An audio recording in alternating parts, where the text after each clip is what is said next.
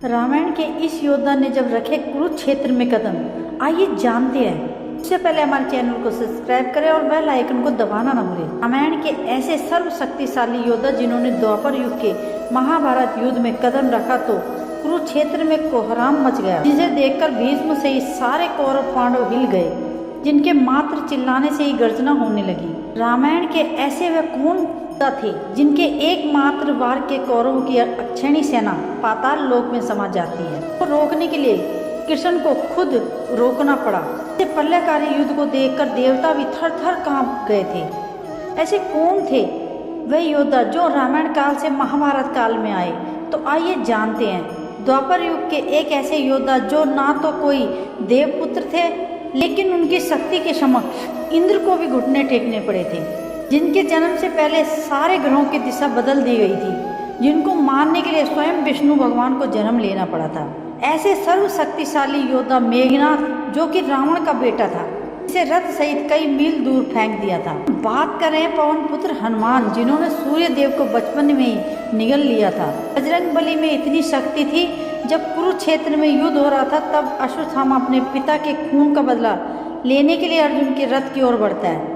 तभी अर्जुन अपनी सेना का चक्रव्यूह निर्मित करते हैं। तभी अश्वत्थामा उस चक्रव्यूह देखकर हैरान हो जाते हैं, क्योंकि यह चक्रव्यूह अर्जुन ने भगवान कृष्ण के इशारे पर निर्मित किया था।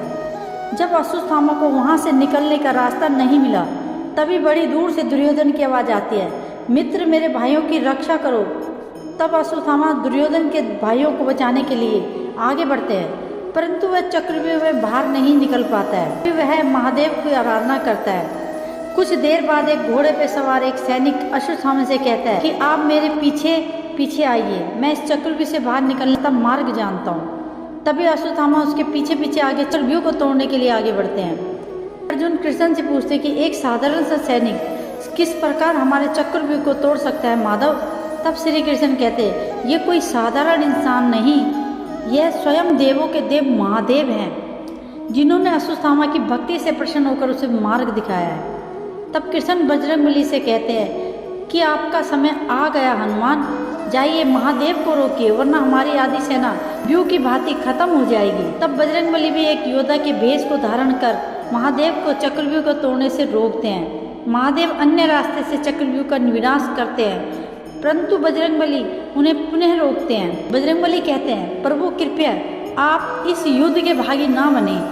तब महादेव कहते हैं कि मेरे अपने भक्तों की समस्या का निवारण करना मेरा कर्तव्य है हनुमान। बजरंगबली कहते हैं, अतः मुझे आपका प्रतिकार करना पड़ेगा प्रभु। तभी बजरंगबली अपना गदा लेकर महादेव की ओर बढ़ते हैं। अतः दोनों के बीच युद्ध शुरू हो जाता है, जिसके कारण प्रलय की स्थिति उत्पन्न हो जाती है। उनके इस युद्ध को रोकने के लिए सारे योद्धाओं को सारे अस्त्र त्याग कर प्रार्थना करनी पड़ी। तब जाके महादेव और बजरंगबली का प्रलयकारी युद्ध समाप्त हुआ था। यही कारण है महादेव की भक्ति सारे दैत्य भी करते हैं कि महादेव अपने भक्तों की भक्ति से बहुत जल्दी प्रसन्न हो जाते हैं। दोस्तों, अब हम अगले भाग में जानेंगे रामायण के सर्वशक्तिशाली योद्धा के बारे में, जिन्होंने युद्ध रचयिता भगवान श्री कृष्ण को धरती में कई बार पटका था। तो दोस्तों, अगर आपको वीडियो पसंद आया तो वीडियो को लाइक करें और हमारे चैनल को सब्सक्राइब करें और बेल आइकन को जरूर दबाएं, ताकि इसका अगला भाग जैसे ही आएगा तो उसका नोटिफिकेशन आपको सबसे पहले मिल सके। थैंक यू सो मच दोस्तों।